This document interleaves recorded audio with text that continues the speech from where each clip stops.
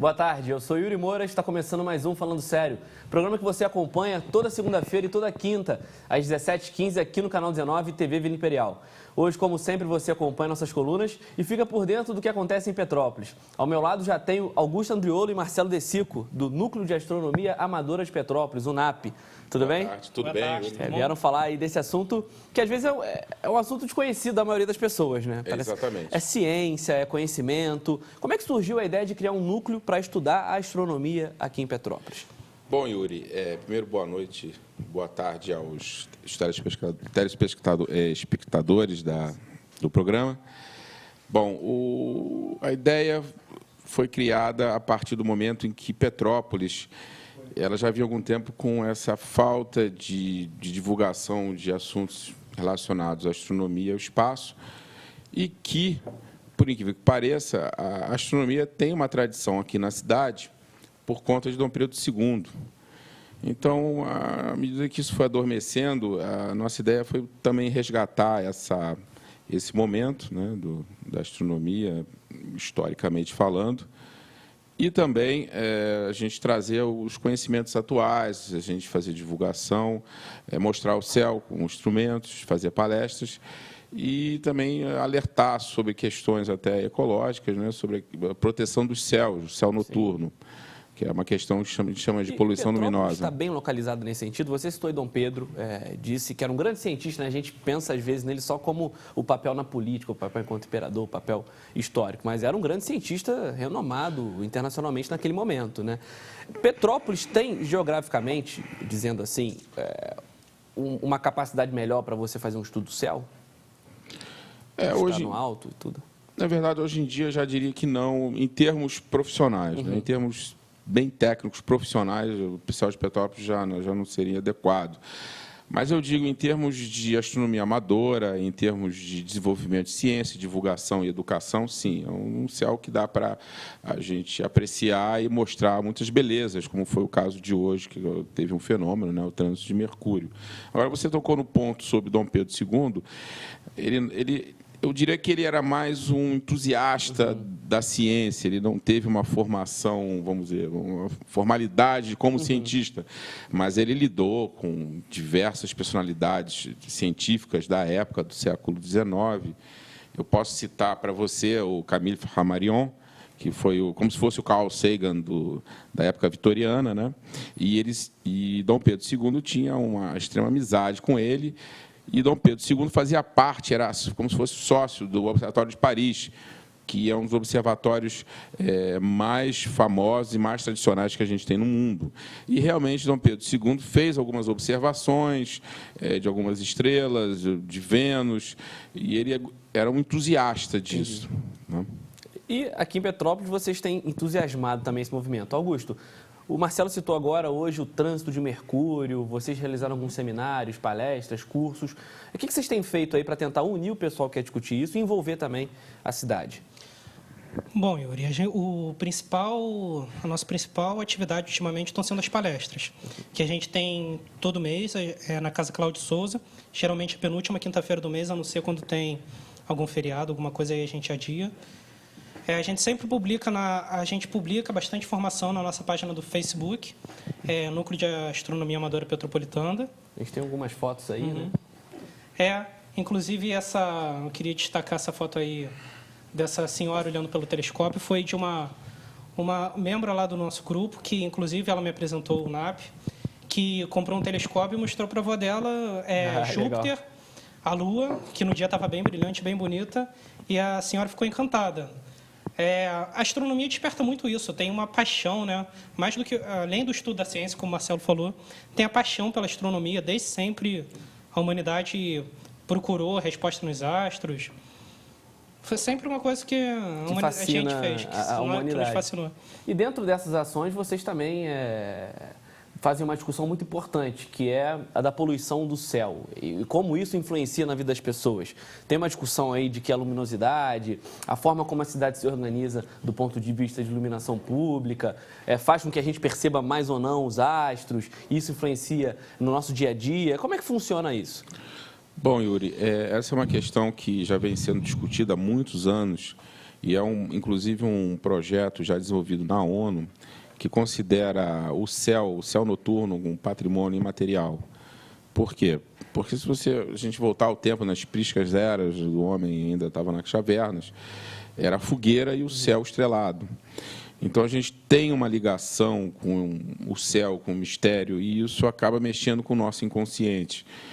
E alguns estudos psicológicos, né, em termos até fisiológicos também, demonstraram que, quando a gente vai perdendo contato com o céu noturno, com a visão das estrelas, existe uma certa diminuição de alguns hormônios e que acaba ajudando a pessoa que já está em algum processo de tristeza ou de depressão a aumentar isso.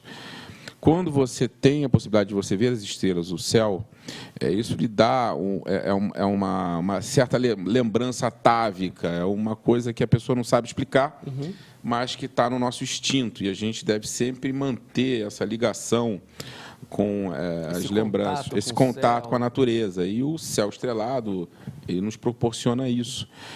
E você tocou no assunto das questões de políticas públicas. Existem já projetos, em algumas cidades do Brasil já estão começando com essa preocupação de projetar a iluminação pública e orientar a iluminação do particular no sentido de proteger o céu. Se eu não me engano, Itajubá, Minas, já tem esse projeto, inclusive já foi votado na Câmara Municipal de lá, e ele já foi dado a cabo e já foi implementado. E a ideia é a gente divulgar a astronomia em Petrópolis, mas também sensibilizar as autoridades públicas no sentido de que, quando fosse fazer projetos arquitetônicos, políticas públicas de urbanismo, levar em consideração a questão da iluminação, principalmente por conta hoje da lâmpada LED, Sim. que ela emite muito no azul. Então, você tem certos tipos de lâmpada LED que podem ser menos danosos. E aí, você escolhendo isso, você está protegendo o céu. Por que o LED hoje a gente está preocupado? Como ele emite no azul, e a nossa atmosfera ela adora a cor azul, vamos dizer assim, de modo grosseiro. Então, ela espalha o azul muito fácil. Então, ele acaba manchando o céu e atrapalha a gente ter essa visão. Sim. E você vê hoje em dia um novo movimento das pessoas falando sobre o espaço, a astronomia está em moda, quer dizer, é um assunto que toca as pessoas. E é interessante, até para envolver escolas. Exatamente. Vocês citaram ali o caso de envolver uma pessoa que é mais velha, uma senhora que é idosa. Isso tudo gera um novo acesso ao conhecimento. A partir desse ponto de políticas públicas, existem outras coisas também que a gente pode fazer aqui na cidade, né? Tem essa questão que você disse da iluminação pública, de valorizar o céu, influenciar a vida das pessoas, o humor, a felicidade, a sensibilidade e tudo mais. Mas também a gente pode pensar em observatórios, por exemplo. O que seria possível, necessário para que a gente trouxesse para Petrópolis, que já tem uma conceituação, como você disse, em ciência, em tecnologia, possui esse tipo de vocação. Como a gente poderia, talvez, fortalecer esses estudos de astronomia aqui na cidade? Bem pensado.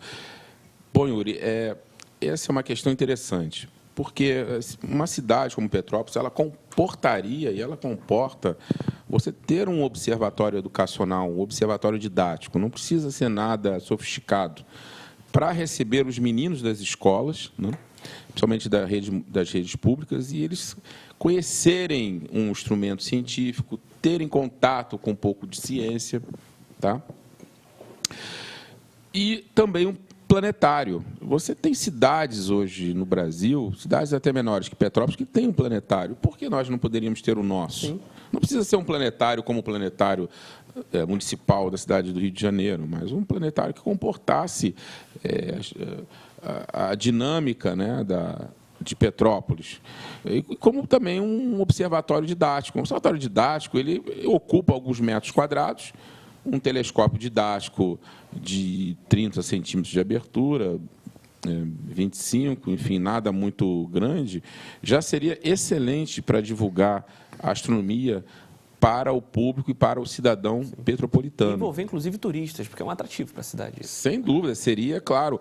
Em todas as cidades que você tem desenvolvimento de astronomia, de núcleo de astronomia, você tem sempre essa questão de atração turística e ainda mais por conta do céu de Petrópolis, que ainda em alguns pontos da região conservam um belo céu estrelado. Sim. Só que cada vez mais a gente tem que ir para longe das luzes para poder ver esse céu. Sim, perfeito. E perguntar para o Augusto agora. Augusto, vocês hoje passaram por um dia importante, foi o trânsito de Mercúrio. Pelo que eu entendi, o planeta passou através do Sol. Através não, porque senão não ia sobreviver.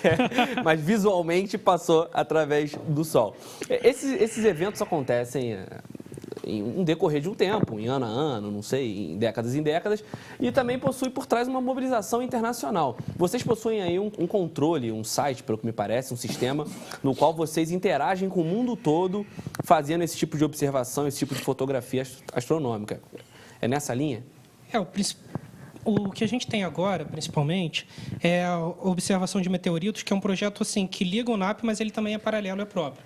Que é, inclusive, um projeto que o Marcelo participa, que é o projeto Exos, que ele monitora meteoros que frequentemente passam pelo nosso céu. Aí a gente faz o registro desses meteoros e divulga. É um projeto que está crescendo bastante no Brasil. Sim, muito legal.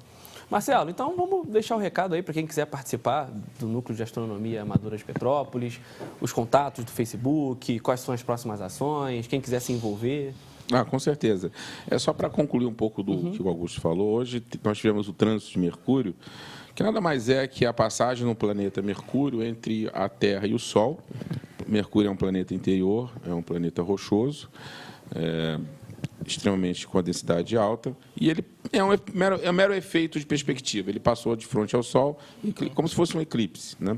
Então, foi visto no Brasil, e nós, do Núcleo, agitamos, fizemos divulgação no Face, né? E aí, infelizmente, nublou, não ajudou. A gente ia na Praça Liberdade mostrar com o telescópio do outro integrante, do Alexandre, mas fizemos uma transmissão via web. Né? Isso que você queria dizer. Nós temos essa possibilidade, né, de, junto ao pessoal da Rede Exos, que eu ajudo a coordenar, e aí nós fizemos a transmissão web, que as pessoas podem ir lá, vai na nossa página do NAAP, Núcleo de Astronomia Amadora Petropolitana, tem um link, e lá vocês vão ver a imagem de Mercúrio transitando de frente ao Sol.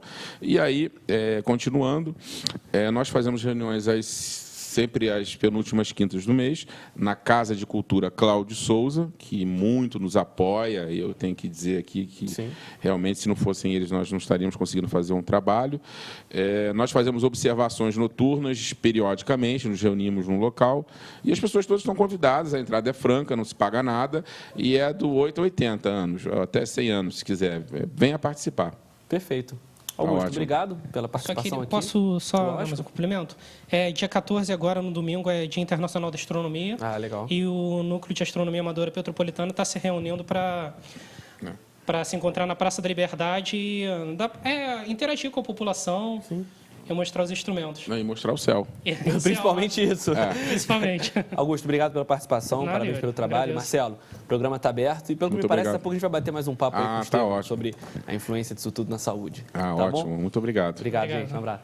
A gente volta logo mais com o programa Falando Sério. Lembrando que você participa pelo site falandosério.yurimoura.com e também pelo Facebook. Sugestões, críticas, ou melhor, dicas de agenda e tudo mais. Até logo aí.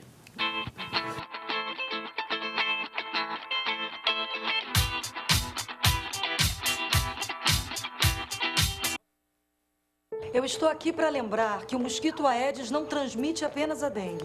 Ele traz um problema ainda maior que pode estar batendo na porta de casa, o Zika vírus. E esse vírus, se contraído por mulheres grávidas, pode causar microcefalia nos bebês e gerar sequelas para o resto da vida. Como evitar? Fazendo o básico, gente. Combatendo o mosquito. E isso é urgente. É preciso pensar em todas as possibilidades de água parada perto de você. 80% dos criadores do mosquito estão nas residências. Faça a sua parte. Vamos destruir o mosquito. E lembre-se de que mulheres grávidas têm que ter cuidados redobrados.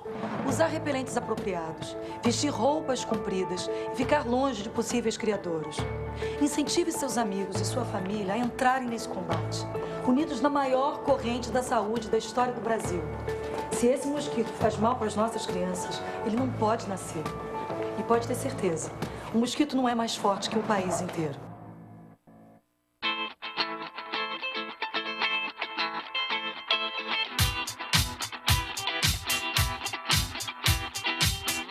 De volta com o programa Falando Sério. Ao meu lado, Marcelo continua com a gente, do Núcleo de Astronomia Amadora de Petrópolis, mas também na coluna de saúde com o Estevão Scudesi. Tudo bom, Estevão? Oi, vamos aproveitar boa o tarde. tema aí para discutir algumas influências no corpo humano. Exatamente. Aproveitar aqui a presença do nosso ilustríssimo Marcelo De Sico, né? Que para mim é uma honra muito grande estar aqui do lado do Marcelo. Ele que é astrônomo, né, por formação, né, Marcelo? Verdade. É um colega aí acadêmico, né? Eu que também sou do meio acadêmico. A gente sempre conversa sobre a questão da ciência, da importância da ciência, e é muito bom hoje ter o Marcelo aqui com a gente para contribuir no quadro de saúde também. Você quer, talvez, transparecer algumas curiosidades que a gente tem sobre a vida dos astronautas, é isso? A influência que tem no corpo humano. Exatamente, né? A gente hoje trouxe, já que o tema está tão latente com essa passagem de Mercúrio à frente ao Sol, né, como foi hoje, então a gente trouxe a questão dos efeitos da microgravidade no corpo humano.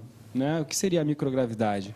Né? Seria a exposição do corpo humano a forças muito pequenas gravitacionais, por exemplo, na órbita, né? Nas estações, atualmente a Estação Internacional Espacial, e né, nas outras estações, como as estações americanas e a Estação Mir russa antiga, né, o ser humano sempre ficou em exposição a uma força da gravidade pequena, baixíssima. Isso traz uma série de consequências para o corpo humano, né? E dentre elas, existe um mal de adaptação temporário, que vai gerar náusea, vômito, dores de cabeça.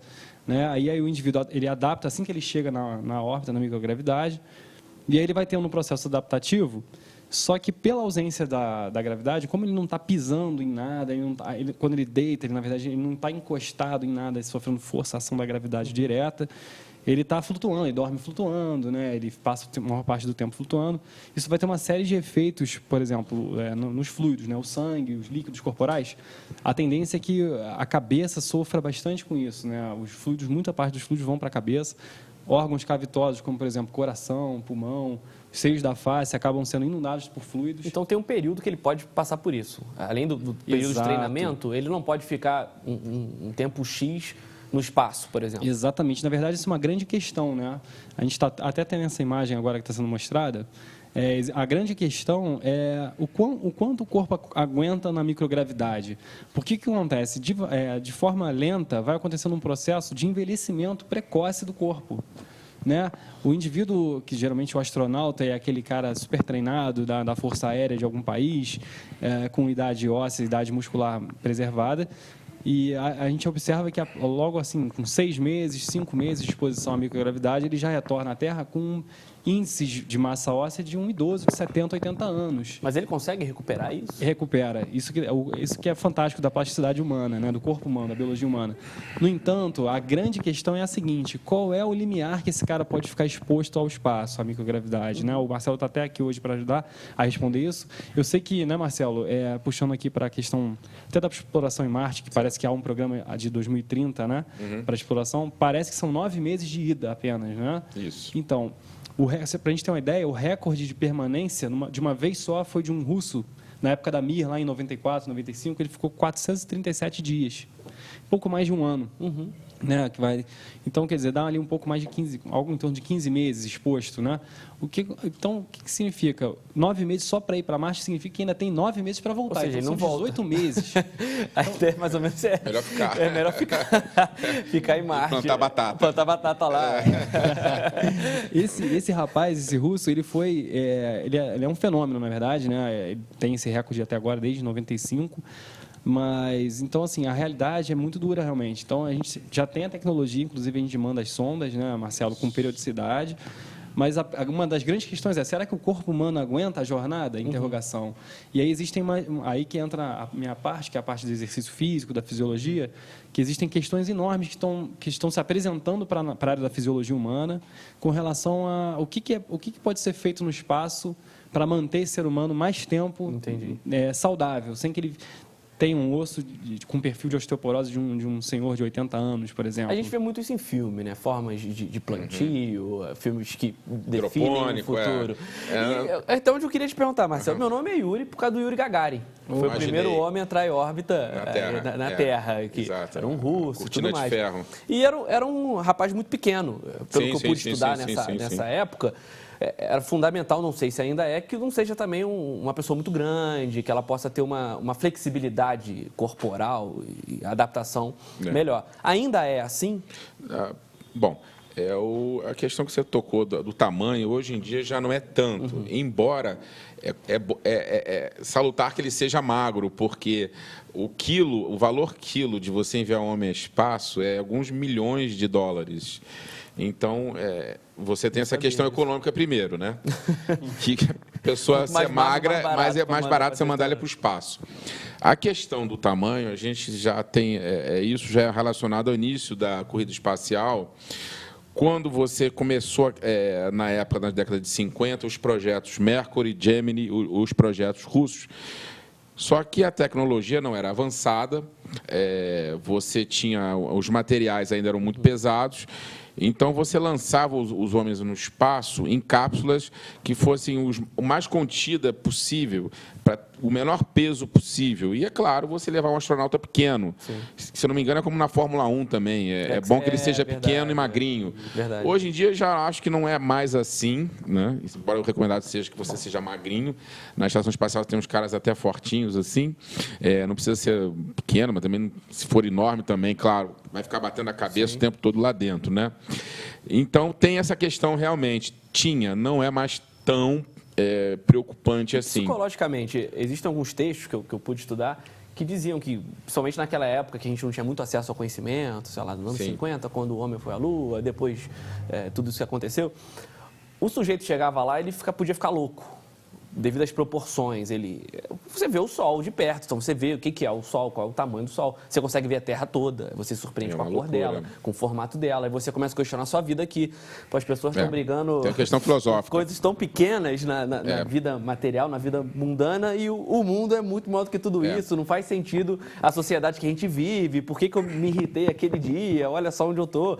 Então, tem umas questões como essa, e pelo que eu estudei, o Yuri Gagarin chegou a passar por isso, ficou na verdade, à beira da loucura. E como isso influencia psicologicamente na cabeça de um astronauta? Isso aí seria mais relativo ao nosso querido Esteban, mas o que eu posso colocar é que você tem essa questão filosófica, né, do desejo de ir ao espaço, mas o espaço é inóspito, é um ambiente extremamente inóspito, né, um ambiente que não é amigável nem um pouco. E realmente você imagina uma pessoa, ela vai, ainda mais naquela época, os anos 50, que era assim, olha, você é astronauta, você topou ir para o espaço, mas a gente não garante que você vai voltar. Ele sabia que que poderia não voltar, porque não havia ainda controle de qualidade, não havia as técnicas que nós temos hoje, estatisticamente falando, para você dizer, não, existe 100% de que os equipamentos vão funcionar bem. Então, eles levavam consigo uma cápsula de cianureto, porque se houvesse alguma coisa no espaço, eles podiam se matar. Graças a Deus que eu saiba, isso não ocorreu. Mas existe essa questão do confinamento, né? De você estar confinado com uma outra pessoa, e parece que isso, realmente, com o passar do tempo, você começa a ter uma certa animosidade com a pessoa, porque você tem que ter o seu espaço, a pessoa tem que ter o espaço dele, e numa cápsula espacial você não tem espaço, você não tem seus limites. Né? Então, quando o homem foi à Lua, outro detalhe importante, também foi um fato histórico, porque o espaço inóspito, homens dentro de uma cápsula confinados, durante 3 dias, que eles não podiam tomar banho, as necessidades básicas eram feitas de uma forma extremamente primária, né? E não tinham certeza que iam voltar. Sim. Então, isso tudo realmente deve mexer com a cabeça do astronauta. Tanto que o treinamento de um astronauta dura anos e anos. Não é, eu quero ser astronauta, daqui a um ano vou puxar. Não. São 5 anos, prolongado. 6 anos, prolongado. Então, de certa forma, Vários você já testes. tem um preparo, né? Tem uma triagem. Tem uma triagem para isso. E um preparo grande psicológico também, né? Na Rússia, inclusive, muito foi feito teste de isolamento ao longo dos anos, testando realmente a capacidade do ser humano em ficar em ambiente isolado, né? Seria um protótipo do Big Brother atual, né? Mas já eram experimentos que demoravam aí 2 anos, Sim. em isolamento total, né? E teve um astronauta agora, o Scott Kelly, americano, que acabou de voltar da Estação Espacial Internacional. Foi até esse rapaz aí que saiu na mídia, que ele voltou 4 centímetros mais alto. Isso foi falado bastante. Né? Na Tinha um irmão verdade, gêmeo. ele tem um irmão gêmeo aqui na Terra. Então, foi ótimo para os pesquisadores verem a questão Poderia psicológica avaliar. e também a questão física, principalmente. E muita gente pergunta por que o cara volta 4 centímetros mais alto, né? Na verdade, pela ausência do peso, ele vai tendo um alívio dos discos vertebrais. Então, ele tem uma maior hidratação do disco vertebral. Então, ele consegue, ao longo desse tempo que ele ficou, a coluna vai hidratando os discos e ele vai ficando mais alto. Assim que ele volta à Terra, logo na primeira semana, ele já volta à altura dele normal. O corpo se adequa, como você sempre diz. Exatamente. Gente, o programa foi ótimo, falar sobre astronomia foi muito legal, mas a gente tem que encerrar. E eu peço aí a mensagem final, agradeço a presença de vocês. É um assunto que dá pra gente falar uns 3 programas, tranquilo. Tá bom, certeza. Marcelo? Obrigado por estar aqui com a Agradeço. gente, tá bom? E quem quiser conhecer o Núcleo é só procurar no Isso, Facebook. vai no Facebook, temos lá Núcleo de Astronomia Amadora Petropolitana, é fácil de nos encontrar. E também, bota no Google, na app, que vocês nos encontram. Consegue achar. E só 10 segundinhos, só para concluir a questão, que hoje em dia está na moda, inclusive até um projeto de você levar o homem a Marte. Gente, isso é dificílimo, não vamos se animando muito, não, Que vai porque ir a demorar um Marte tempo vai ainda. demorar, porque a questão não é só da perda de peso e massa óssea, a questão também é da radiação do espaço. Muita coisa para fazer. O espaço é inóspito, não foi feito para o homem. É isso Obrigado, que eu queria dizer. Marcelo. Estevão, estaremos de volta aí Sim, segunda-feira. segunda-feira estaremos com mais aí de coluna novo, de saúde. com mais sempre. Tá bom? Obrigado. Tá ótimo. Gente, quero deixar um recado final só. A gente está durante uma semana de mobilização do Povo do Santo contra a intolerância religiosa. É um movimento que envolve diversas pessoas, militantes, ativistas e fiéis aí da cidade, que são contrários a qualquer tipo de discriminação, preconceito ou intolerância. Quem quiser participar, existe um movimento, através de um abaixo-assinado, que defende aí a criação de uma comissão municipal para avaliar e criar políticas educativas, afirmativas e sociais em torno disso. Para que todo mundo tenha o respeito de ter a sua religião, todo mundo tenha esse respeito humano de escolher o que quer, de se sentir bem como é. Então, quem quiser mais informações, é só entrar no Facebook, Povo do Santo contra a Intolerância, e participar lá. Tá bom? A gente volta quinta-feira às 17h15. Enquanto isso, você participa com a gente também pelas redes sociais. Um abraço.